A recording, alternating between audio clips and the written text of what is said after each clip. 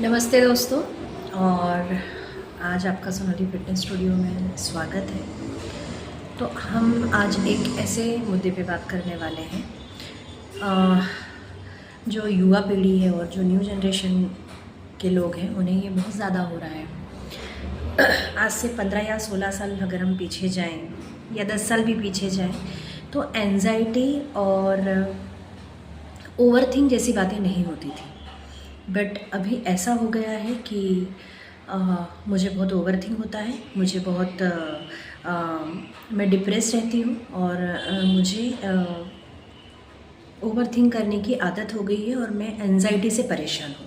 अब एंजाइटी जो वर्ड है मतलब क्या है, एंजाइटी किस चीज़ से हो रही है और क्यों आपको वो एंजाइटी ओवरथिंक परेशान कर रही है। जब आप किसी चीज़ को बहुत ज़्यादा सीरियस ले लेते हैं, कोई भी चीज़ हो, जैसे आपके घर के काम ले लो, आपके ऑफिस के काम ले लो, आप किसी भी क्षेत्र में हो उसके काम ले लो, आप हर किसी चीज़ को परफेक्ट करना चाहते हो और जब वो थोड़ा परफेक्ट नहीं होता है तो आपको ओवरथिंक होती है। काम की वजह से ही नहीं, अगर वर्तमान में आपने कुछ गलतियाँ की हैं और आप उसी चीज़ के बारे में सोच रहे हैं तो भी एंजाइटी होती है, मतलब ओवरथिंक होती है।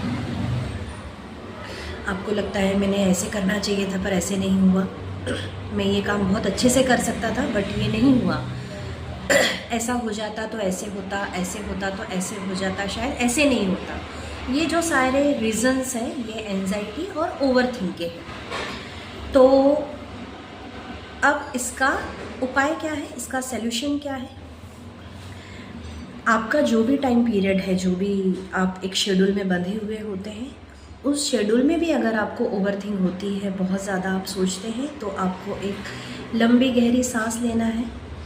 श्वास लेके 1 2 3 4 5 10 तक आपको काउंट करना है, इनहेल और एक्सेल करना है।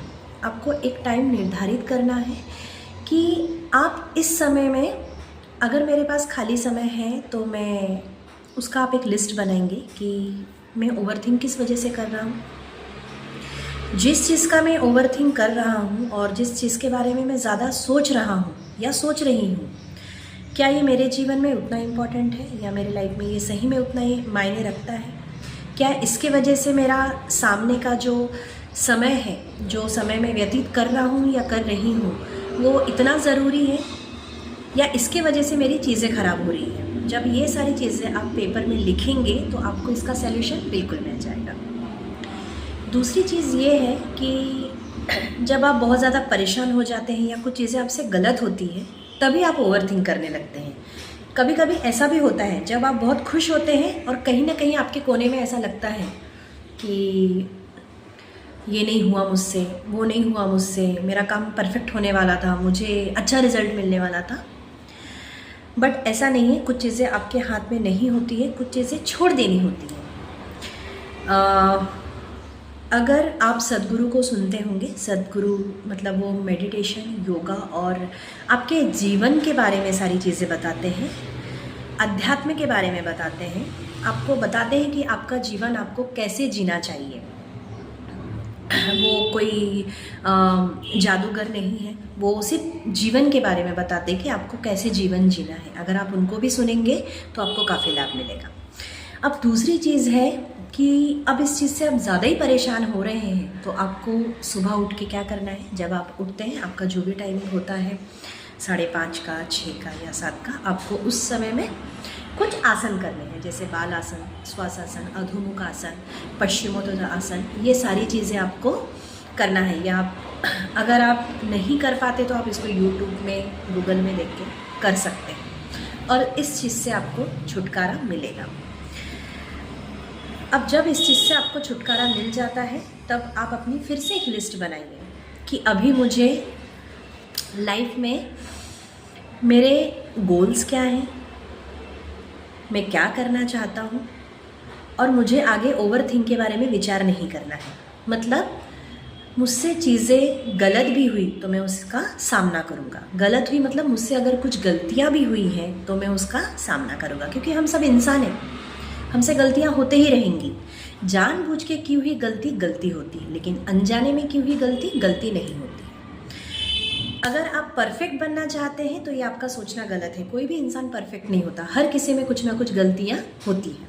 तो गलतियों के अनुभव से, और वो गलती डबल ना हो वो सोच के हमें आगे बढ़ते रहना है। तो जो नई पीढ़ी है, जो न्यू जनरेशन के बच्चे हैं, या जो ऑफिस में या फिर आप किसी क्षेत्र में भी हो, एजुकेशन में बोलो या फिर आपका कोई भी करियर से रिलेटेड कोई भी चीज़ हो, आप परफेक्ट नहीं हो सकते। आप बहुत अच्छा कर सकते हैं, 100 में से आप 89-90 कर सकते हैं, लेकिन अगर आप बोलेंगे कि मैं हमेशा 100 से 100 ही रहूँगा या रहूँगी, तो ऐसा पॉसिबल नहीं होता। परफेक्ट कोई भी नहीं होता, हर किसी में कुछ ना कुछ खामियां होती हैं। तो ज़्यादा विचार करना और ज़्यादा सोचते रहना, इससे कोई उपाय नहीं होगा। तो हमें काम करते रहना है और आगे बढ़ते रहना है और ओवरथिंक नहीं करना है। तो जो मैंने बताया है उसको ध्यान रखेंगे, अपने रूटीन को शांत बनाएंगे, पसंदीदा म्यूज़िक सुनेंगे, पसंदीदा लोगों के साथ रहना पसंद कीजिए। और जैसे कि मैंने आपको आसना बताया है वो भी आप कर सकते हैं, मेडिटेशन कर सकते हैं, और फिर आप ओवरथिंक से बच सकते हैं। नमस्ते।